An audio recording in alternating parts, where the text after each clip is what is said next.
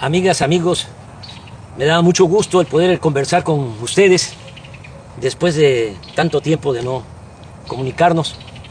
La verdad me da mucho gusto, mucha felicidad el poder platicar con ustedes.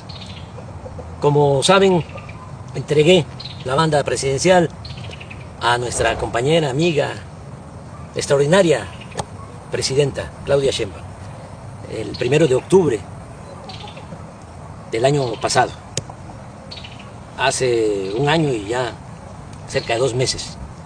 Y desde ese día, desde el 1 de octubre, me vine aquí, a la Quinta La Chingada, Palenque, Chiapas, esta casa que me heredaron mis padres.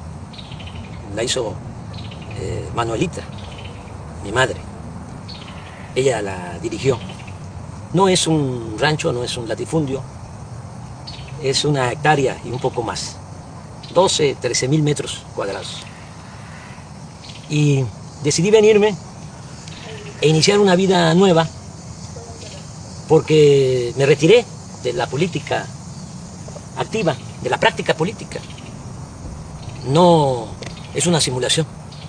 Estoy jubilado. Entonces, imagínense ustedes después de cerca de 50 años de lucha ininterrumpida, lo difícil que pudo ser el decir, se acabó, cortar de tajo toda mi actividad pública, política, casi 50 años, porque empecé en 1975, 76 trabajando con los indígenas chontales en Nacajuca. Luego en 1977 fui director del Instituto Nacional Indigenista en Tabasco. Ahí aprendí a trabajar para la gente humilde, para la gente pobre.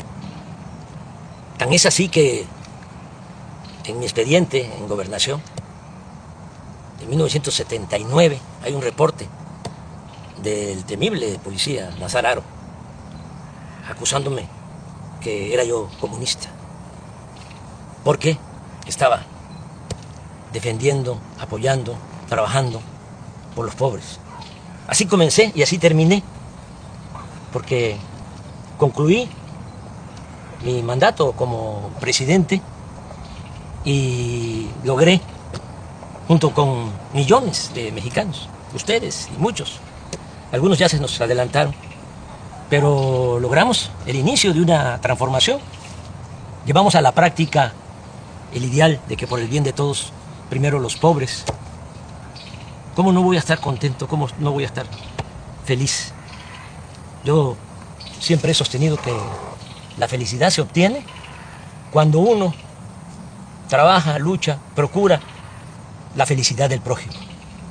Entonces es cuando ya tenemos bienestar espiritual, bienestar del alma, felicidad.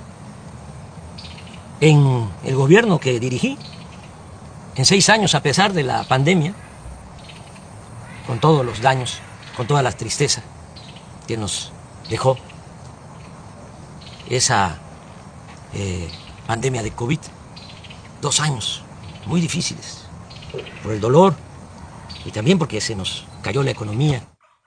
Bueno, a pesar de eso, en el tiempo que estuve en la presidencia, salieron de la pobreza 13,400,000 mexicanos. Voy a repetir, 13,400,000 mexicanos. Nunca se había hecho eso, nunca, en un sexenio. Es un gran orgullo.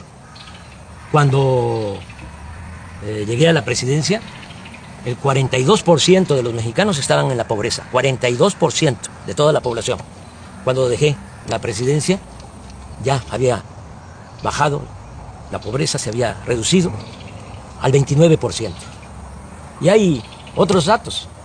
También se redujo la desigualdad, porque México era país de unos cuantos, de los de arriba, de los oligarcas, los que se habían quedado con todos los bienes de la nación, con los bienes del pueblo, con la llamada política neoliberal o neoporfirista, porque lo que aplicaron fue lo que ya había puesto en práctica Porfirio Díaz, entregar los ferrocarriles, entregar el petróleo, entregar las minas, entregar las tierras a extranjeros y a grandes latifundistas vinculados a la cúpula del poder. Pues eso es el llamado neoliberalismo.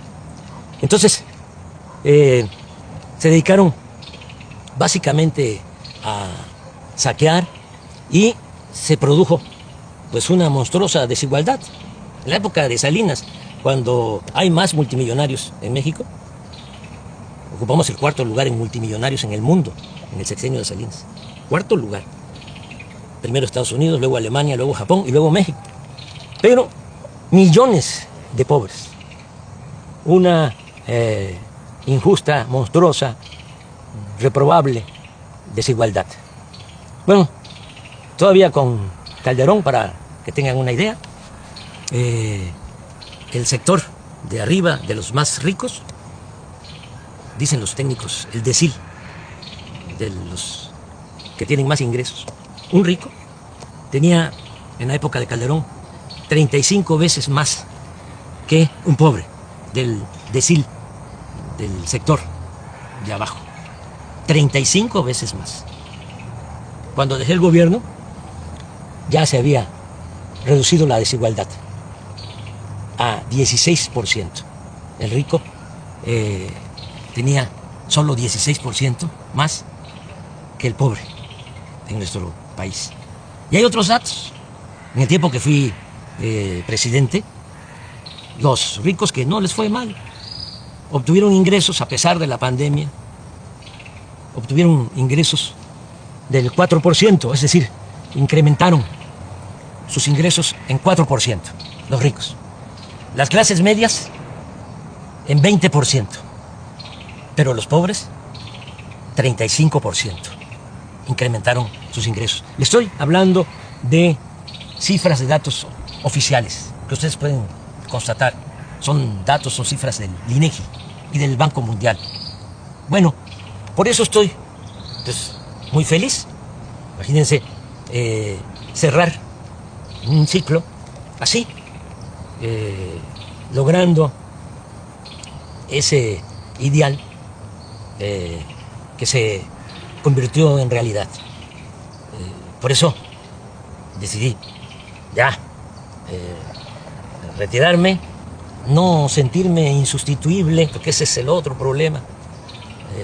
Actuar como cacique, caudillo, jefe máximo, poder tras el trono. No. Hay que hacer valer la democracia y nosotros en nuestro movimiento, este movimiento impulsado por millones de mexicanos, pues tuvimos la enorme dicha de que quien me sustituye en la presidencia es una mujer excepcional y continúa la transformación. Bueno, les decía yo que no era fácil, ¿no? Es decir, hasta aquí y me voy a dedicar a otra cosa. Pensé a qué dedicarme y decidí dedicarme a hacer teoría, a escribir. Siempre he sostenido que la política es pensamiento y es acción. Yo sí, desde luego, que pensaba y tengo ideales, tengo principios, que eso es lo que me mueve, pero fundamentalmente fui un hombre de acción en mi quehacer público, político. Y ahora estoy escribiendo, estoy haciendo teoría. Es teoría y práctica la política. Pues ahora no estoy en la praxis, no estoy en la práctica, estoy en la teoría. ¿Haciendo qué? Bueno, pues fundamentando lo que hicimos. ¿Cómo le llamamos a lo que se está aplicando en México? Ya sabemos que existe el neoliberalismo. Decían que no había de otra. Claro que sí hay de otra. El neoliberalismo es pues el robo descarado, es el gobierno de una minoría, es el gobierno al servicio de un comité de potentados. Eso era el gobierno antes del inicio de la Cuarta Transformación en nuestro país. El pueblo no les importaba. Pero, ¿qué fue lo que nosotros hicimos y cómo lo vamos a conocer? ¿Cómo se va a llamar? ¿Cómo se bautiza? Entonces yo he propuesto que sea humanismo mexicano. Y el humanismo mexicano tiene dos pilares. Uno es el cultural,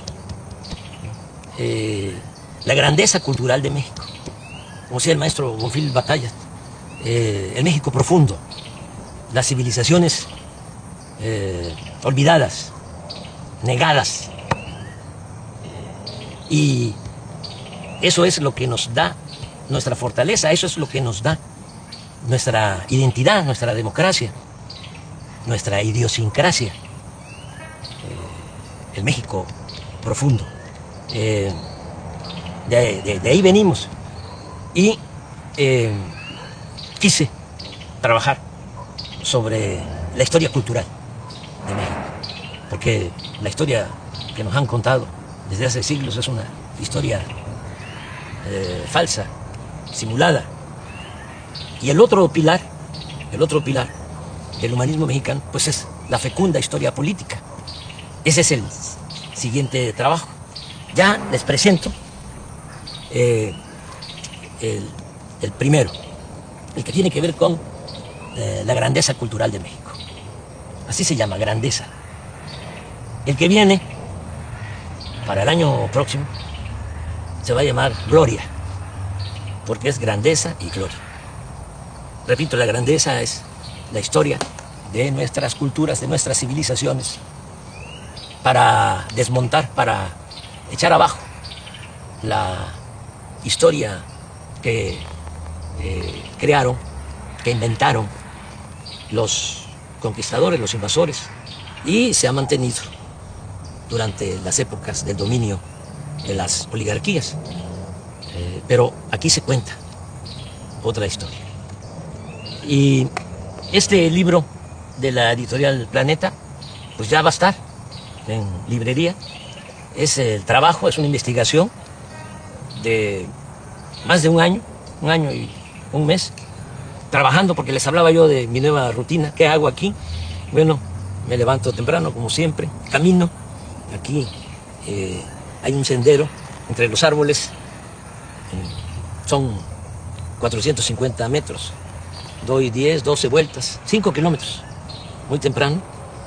Me baño, luego desayuno. Hay una señora Morbi que es la que me ayuda, me hace los alimentos, la comida, la limpieza de la casa, porque Beatriz está en México, viene, yo voy, he ido como 5 veces, claro, de manera muy discreta, para evitar los escándalos. Y se quedó allá porque ya Jesús y Ernesto entró a la universidad y pues tiene que estar ahí, pendiente. Ya ustedes saben cómo somos en México, cómo son nuestras familias. Aunque Jesús ya tiene 18 años, pues ahí está con la mamá, es hijo único. Yo tengo 3 hijos mayores de mi finada esposa Rocío y Jesús con Beatriz. Y claro, nos hablamos todos los días. Bueno, después de que desayuno, como a las 9, me encierro en el despacho a escribir. Me levanto a las 12, me tomo mi pozol, camino un poquito aquí en el corredor de la casa, me vuelvo a sentar hasta las 2,